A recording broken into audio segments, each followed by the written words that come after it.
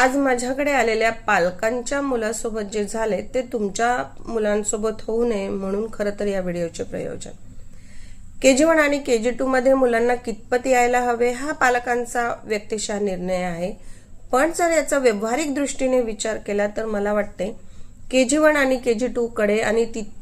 तिथे असणाऱ्या सिलेबस कडे पालकांनी गांभीर्याने बघितले पाहिजे आणि त्या दृष्टीने मुलांचा अभ्यास घेतला पाहिजे।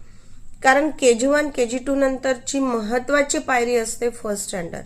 तुम्ही RTEत ऍडमिशन घेत असाल किंवा तुमचे स्वप्न असेल मुलांनी मोठ्या शाळेत अगदी शिकावे, तर विचार करा की KG1 आणि KG2 जर झाला नसेल आणि तुम्ही मोठ्या शाळेत प्रवेश करत असाल तर तेथील सिलेबसची तुम्हाला कल्पना आहे का, त्या दृष्टीने तुम्ही तुमच्या मुलांना तयार करत आहात का। कारण आज जेव्हा माझ्याकडे आलेला जो KG2 चा मुलगा आहे आणि पुढच्या वर्षी तो फर्स्ट स्टँडर्डला जाणार आहे, त्याला जेव्हा विचारणा करण्यात आली आणि बघितल्या गेले तेव्हा त्याला अ आ इ ओळखता येत नाही, लिहिणे तर दूरचीच गोष्ट, ABCD त्याला काहीही ओळखता येत नाही, त्याला लिहिता येत नाही। बरं, मुलगा नर्सरी पासून प्ले स्कूल पासून शाळेत जातो आहे आणि त्याला कसलीच ओळख नाही आणि नक्कीच RT मधून आता तो पुढच्या वर्षी कुठल्या तरी मोठ्या शाळेत जाणार। बरं, किमान KG1 मध्ये मुलांना 2 अक्षरी शब्द तरी वाचता यायला हवे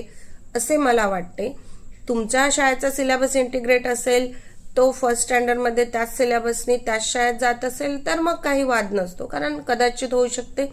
त्या शाळेचा सिलेबस तसा असेल आणि ते फर्स्ट स्टँडर्ड मध्ये मुलांना त्या पद्धतीने ग्रो करतील। पण असे असणार नसेल आणि तुम्ही जर सडनली कुठल्या तरी मोठ्या शाळेत टाकत असाल आणि जिथे मुलांचा सिलेबस, मुलांची रीडिंग, मुलांची आवश्यक ती रायटिंग स्किल कंप्लीट झालेली नसेल, मुलाला इंग्रजीची जे लिसनिंग स्किल डेव्हलप व्हायला पाहिजे ती झाली नसेल आणि सडनली तुम्ही असा विचार करत असाल की आम्ही फर्स्ट स्टँडर्डला कुठल्या तरी मोठ्या शाळेत टाकू आणि तो अभ्यास नियमित करायला आपण ट्युशन क्लास शोधून घेऊ, तर असे होत नाही। अचानक मुले रीडिंग शिकत नाही, मुलांना टेन्शन येते आणि नंतर मुले अभ्यासात मागे मागे पडत जातात। आणि मी नेहमीच पालकांना म्हणते, जर तुमच्या हातात वेळ आहे, दिवस आहे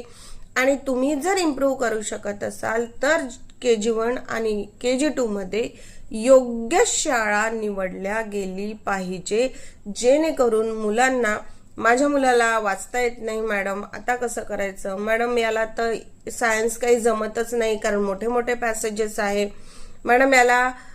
जे पॅसेज येतात त्याच्यातले शब्द कळत नाही, अशा प्रकारचे नाना प्रश्न मुलांना